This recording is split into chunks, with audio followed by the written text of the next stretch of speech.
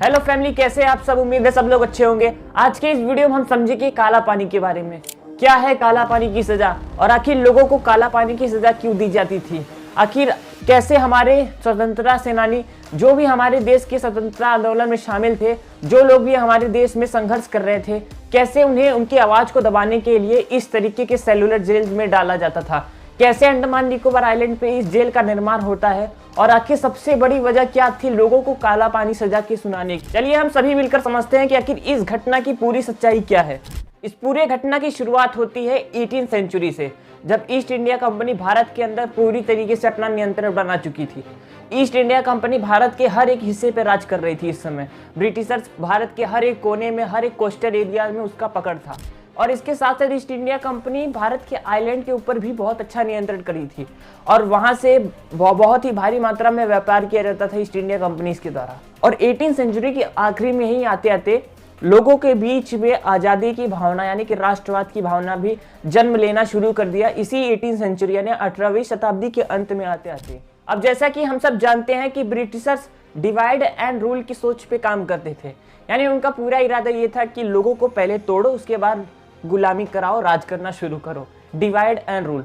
इसके लिए उन्होंने पहले से ही अंदाजा लगा लिया था। देखिए ब्रिटिशर्स कितने चालाक थे, हर चीज के पीछे वो लोग पहले से ही प्लान करके बैठते थे। उन्हें पता था कि आने वाले समय में भारत के अंदर अराजकता फैलेगी, जब पब्लिक विद्रोह करेगी, पब्लिक प्रोटेस्ट करेगी, हमारे खिलाफ आवाज उठाएगी, हमारे शासन को दबाने की कोशिश करेगी। इसके लिए उन्होंने 18वीं सेंचुरी के आखिरी में अंडमान और निकोबार आइलैंड पर एक सेलुलर जेल का निर्माण किया। इस जेल को बनाने में लगभग 10 साल से भी ज्यादा का समय लगा। ये जो जेल था वो अपने समय से बहुत आगे का था, यानी कि बहुत ही एडवांस आर्किटेक्चर का यूज करके ये बनाया गया था। 18वीं सदी के अंत में आते आते भारतीय राजनीतिक पार्टी के बहुत बड़े बड़े शख्स सामने आने लगे, जो कि ब्रिटिशर्स के खिलाफ आवाज उठाने लगे, यानी एंटी ब्रिटिशर्स एक्टिविटीज करना शुरू कर दिए। जो भी ऐसे काम थे जो कि ब्रिटिशर्स को खिलाफ थे, यानी कि ऐसे काम जो कि ब्रिटिशर्स के खिलाफ होते थे, उनके खिलाफ आवाज उठाने का ऐसी भारतीय राजनीतिक पार्टियां, भारतीय राजनीतिक दल, ऐसे तरह तरीके के लोग, संगठन से आने वाले लोग इनके खिलाफ आवाज उठाने लगे। और जब ये आवाज ब्रिटिशर्स के कानों तक पहुंची तो उन्हें ये पूरी तरीके से साफ हो गया कि अब भारत के अंदर बहुत ज्यादा बढ़ चढ़कर हमारा विरोध होने वाला है। और इसके लिए उन्होंने भारत के हर एक राजनीतिक पार्टी, राजनीतिक दलों के लोगों को उठाना शुरू कर दिया, अरेस्ट करना शुरू कर दिया। और इसके बाद लोगों को अरेस्ट कराकर अलग अलग पोर्ट पे ले जाया जाता था, जिसमें से बहुत सारे पोर्ट, जैसे कि कलकत्ता का एक पोर्ट था, इसी हिसाब से चेन्नई का पोर्ट था, अलग अलग तरीके के जो सी पोर्ट्स होते हैं, जहाँ पर जिसे हम बंदरगाह भी कहते हैं, यहाँ पर उन्हें शिप में ट्रांसफर किया जाता था। जो समुद्री शिप होते हैं, जो पानी के जहाज होते हैं, वहां पर उन्हें डाला जाता था और इसके बाद इन लोगों को ट्रांसपोर्ट करके अंडमान निकोबार आइलैंड पे भेज दिया जाता था।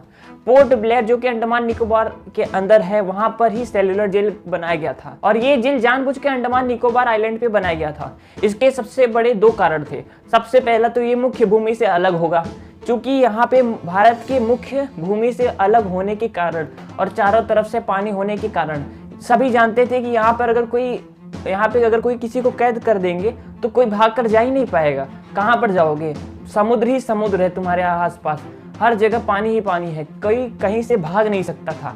तो सबसे पहला विचार तो ये था। दूसरा, प्राकृतिक कठिनाई, यानी कि वहाँ का जो अंडमान निकोबार आइलैंड का जो मौसम है वो बहुत ही ज्यादा बेकार है। ऐसे समझिए, ज्योग्राफी में आपने सुना होगा भूमध्य रेखा, इक्वेटर। अगर आप मैप में देखेंगे ना तो अंडमान निकोबार आइलैंड बिल्कुल इक्वेटर के पास में है और हम जानते हैं कि जो भी देश इक्वेटर के पास में है वहां पे बहुत ज्यादा गर्मी पड़ती है। बहुत ज्यादा गर्मी और चारों तरफ से समुद्र से घिरे होने की वजह से इस द्वीप पे बहुत ज्यादा उमस यानी ह्यूमिडिटी रहती है, जिसकी वजह से यहाँ पे अक्सर ह्यूमिडिटी तो रहता ही है, साथ में हर दूसरे तीसरे दिन बारिश होता है। तो जिससे हर तरीके से अगर देखा जाए तो ये प्राकृतिक तौर पे बहुत ही ज्यादा खराब मौसम का एक द्वीप है। अब यहाँ पर एक सबसे ज्यादा इंपॉर्टेंट समझने वाली बात ये है कि ये जो जेल था ना, ये इसकी जो छतें थी वो खुली रखी जाती थी, यानी इस जेल का जो रूफ होता था, छत होता था, उसे ओपन छोड़ दिया जाता था। अब आप सोच रहे होंगे ऐसा क्यों किया जाता था। दरअसल मैंने जैसा कि बताया कि इस द्वीप पे अक्सर दूसरे तीसरे दिन बारिश होती है। तो अब समझिए आप कि जब किसी कैदी को यहाँ पे रखा जाता जब तो उसे टॉर्चर करने के लिए, उसे बारिश में भिगाने के लिए, ठीक है, क्योंकि अक्सर 2-3 दिन पे बारिश होगी, तो जितना हो सके उसको बार बार प्रकृति की जो कठिनाइयों को झेलना पड़े, जितना हो सके उसे संघर्ष करना पड़े, जितना हो सके उसे इस तरीके से पनिश किया जाता था ताकि वो बारिश में भीगता रहे। अब देखिए इसके बाद होता क्या था, दिन भर तो बारिश में मान लीजिए भीगे हैं और मान लीजिए रात को बारिश बंद हो गई, लेकिन रात को हवा तो चलेगी ना, क्योंकि हम जानते हैं कि द्वीप पे अक्सर हवाएं चलती रहती है, जिस वजह से जब रात को ठंडी हवाएं चलती थी तो इससे उन्हें बहुत ज़्यादा ठंड लगती थी। और यही था तरीका उन्हें पनिश करने का, उन्हें दंड कर देने का, यही एक अच्छा तरीका था उनकी नज़र से, जिसमें लोगों को ज़्यादा मेहनत भी ना करनी पड़े और उन्हें अपने आप पनिशमेंट मिलती रहे प्राकृतिक तौर पर। अब ज़रा इस जेल के बारे में समझते हैं। ये जो जेल था ये port Blair Andaman Nicobar island के अंदर बनाया गया था। इसे सेल्युलर जेल कहा जाता है। सेल्युलर जेल इसे क्यों कहा जाता है? असल में ये एक सिंगल सेल का होता था, यानी कि हर एक कैदी को एक छोटे से कमरे में रखा जाता था, जिसे हम सेल कहते हैं। अलग अलग कैदी के लिए अलग अलग सेल्स बनाए गए होते थे और एक कैदी को एक ही सेल में रखा जाता था, एक ही सेल अलॉट किया जाता था। और ऐसा वो डिज़ाइन किया गया था जेल की हर कैदी दूसरे कैदी से किसी तरीके से कम्युनिकेट ना कर पाए, किसी तरीके से बातचीत ना कर पाए। ऐसे करके इस पूरे जेल के अंदर 698 सेल्स बनाए गए होते हैं और ये पूरा जेल लगभग 50 बीघे में फैला था, यानी कि लगभग 13.5 एकड़ के आसपास। अब जरा हम समझते हैं इस जेल का डिज़ाइन। ये जो जेल था ना, ये पैनोप्टिकल डिज़ाइन से बना हुआ था, यानी ये जो आर्किटेक्चर जो थे ये पैनोप्टिकल डिज़ाइन से इस जेल को डिज़ाइन किए थे। जरा हम समझते हैं ये पैनोप्टिकल डिज़ाइन है क्या। पैनोप्टिकल डिज़ाइन को देने वाले एक फिलोसफर जेनरी बेंथम थे, जो कि 18वीं सेंचुरी के अंदर बहुत सारे इस तरीके के जेल्स के डिज़ाइन को डिज़ाइन किया करते थे।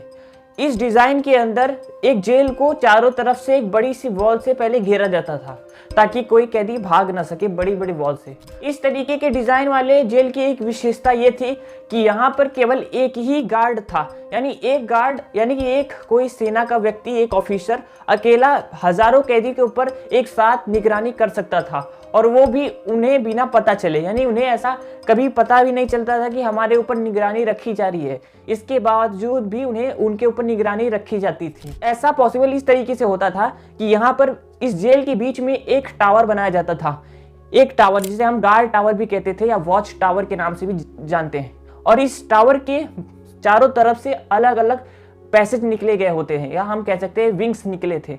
और इस पैसेज के अंदर अलग अलग पैसेज में, यानी अलग अलग विंग्स में अलग अलग ब्लॉक्स कह सकते हैं, ब्लॉक्स के अंदर इस पैसेज के दोनों तरफ से सेल्स बनाए गए होते थे, जिसके अंदर हर एक सेल के अंदर एक कैदी को रखा जाता था। और हर एक विंग्स में जाने का रास्ता केवल सेंटर से ही होता था, यानी बीच टावर से ही हर एक विंग में आदमी देख सकता है, कोई भी व्यक्ति, कोई भी गार्ड चारों तरफ निगरानी रख सकता है। और इस तरीके से ये अपने समय से भी बहुत ज़्यादा आधुनिक था, यानी कि जिस समय में ये डिज़ाइन था आज के प्रेजेंट टाइम में इस तरीके के जेल के डिज़ाइन हमारे यहाँ नहीं पाए जाते इतने एडवांस, और ये तब का बना हुआ था। अंडमान निकोबार आइलैंड के इस सेल्युलर जेल के अंदर वैसे तो बहुत सारे भारतीयों को गिरफ्तार किया गया था, अरेस्ट करके वहाँ पे रखा गया था। इसके साथ साथ बहुत सारे स्वतंत्रता सेनानियों को भी यहाँ पे बंद किया गया था लाकर। आपको याद होगा भगत सिंह के साथ जब बटुकेश्वर दत्त ने सेंट्रल हॉल के अंदर बम गिराया था, उस समय बटुकेश्वर दत्त को भी गिरफ्तार कर लिया गया था और उन्हें यहाँ शिफ्ट के माध्यम से ले आकर यहाँ पर अंडमान निकोबार के सेल्युलर जेल के अंदर बंद कर दिया गया था। यहाँ पर एक और इंटरेस्टिंग बात कि इस सेल्युलर जेल का एक कमांडर आर डायर भी था। यही आर डायर आपको याद होगा जो कि जलियांवाला बाग हत्याकांड कराया था। यही पहले ये अंडमान निकोबार के सेल्युलर जेल का कमांडर हुआ करता था। बाद में ये जनरल ब्रिगेडियर के रूप में अमृतसर के अंदर इसकी पोस्टिंग हुई थी, यानी यहाँ पर ये ड्यूटी कर रहा था और यहाँ पर ही इसने जलियांवाला बाग हत्याकांड का यही जिम्मेदार था। 1947 यानी भारत की आज़ादी के बाद अंडमान निकोबार आइलैंड का ये सेल्युलर जेल को बाद में एक राष्ट्रीय स्मारक के रूप में बना दिया गया, यानी कि एक म्यूजियम के रूप में कन्वर्ट कर दिया गया। आज एक म्यूजियम के फॉर्म में है जहाँ पे टूरिस्ट टूर करने आते हैं और यहाँ पर आज भी उसके सबूत दिखते हैं कि क्या क्रूरता ब्रिटिशर्स ने भारतीयों के ऊपर की थी। इसका एक जीता जागता सबूत सेल्युलर जेल अंडमान निकोबार का है।